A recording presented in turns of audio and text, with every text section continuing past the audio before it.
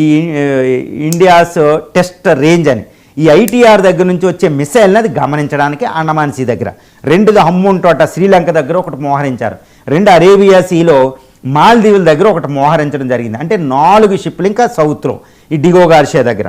ఈ 4 చైనా నిఘా షిప్లు అనేవి చాలా ప్రమాదం. ఎందుకు ప్రమాదం?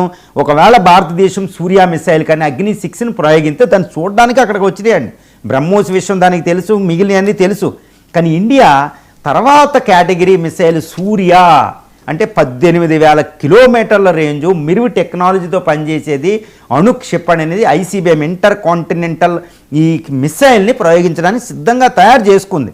లేదా అగ్ని 6, అగ్ని 5 తర్వాత అగ్ని 6 అయినా 12,000 నుంచి 14 కిలోమీటర్ల భూమి మీద ఎక్కడైనా కొట్టవచ్చు. అది కూడా మిరువు ICBM intercontinental ballistic missile. ఇప్పుడు అగ్ని 6ని కానీ సూర్యాని కానీ భారతదేశం ప్రయోగించడానికి సిద్ధపడింది. ఎందుకంటే నెక్స్ట్ అనేది చాలా ఇంపార్టెంట్ అన్నమాట న్యూక్లియర్ ట్రైడ్లో. ఇప్పుడు వీటిని ప్రయోగిస్తే చైనా షిప్లు దాని మీద నిఘా పెట్టడం.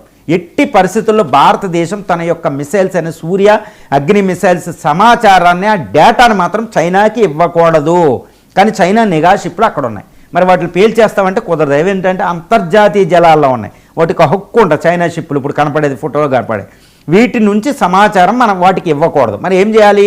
వాటిని దారి తెప్పించాలి. అందుకనే ఈ నిఘా షిప్లు ఎప్పుడు అక్కడికి వచ్చిన భారతదేశం అనగానే నిఘా షిప్లు అక్కడికి వచ్చేస్తాయండి. మరి ఇప్పుడు నిఘా షిప్లు 4 అక్కడ ఉన్నాయి. మరి భారతదేశం ఇప్పుడు మిసైల్ టెస్ట్ ప్రయోగిస్తుంటే